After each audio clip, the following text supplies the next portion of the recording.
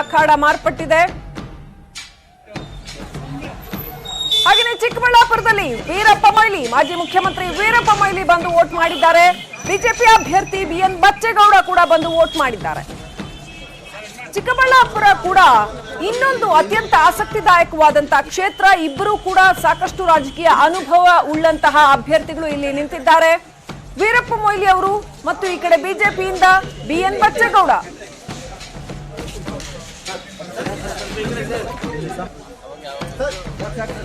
ಸರತಿ ಸಾಲಿನಲ್ಲಿ ಬಂದು ನಿಂತು ಇಬ್ರು ಕೂಡ ವೋಟ್ ಮಾಡೋದನ್ನ ಗಮನಿಸಬಹುದಾಗಿದೆ.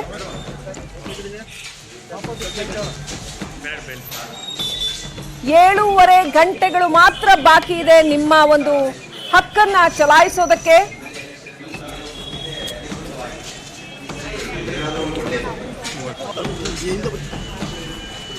ತಮ್ಮೆಲ್ಲ ಗೊಂದಲಗಳ ನಡುವೆಯೇ ವೀರಪ್ಪ ಮೊಯ್ಲಿ ಅವರು ಕೊನೆಗೂ ಟಿಕೆಟ್ ಗಿಟ್ಟಿಸುವಲ್ಲಿ ಯಶಸ್ವಿ ಆದ್ರು. ಆನಂತರ ಆ ಕಡೆ ಬಿಎನ್ ಬಚ್ಚೇಗೌಡರು ಅಷ್ಟೇ, ಅಲ್ಲಿ ಪ್ರಚಾರ ಆಯ್ತು, ಆದ್ರೆ ಅತ್ಯಂತ ಅಬ್ಬರದ ಪ್ರಚಾರ ಏನೂ ಆಗ್ಲಿಲ್ಲ.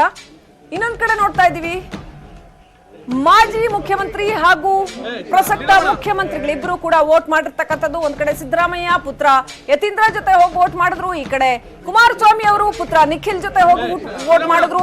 ಹಾಗೇನೆ ಅನಿತಾ ಕುಮಾರಸ್ವಾಮಿ ಕೂಡ ಇದ್ದಾರೆ ಜೊತೆಯಲ್ಲಿ.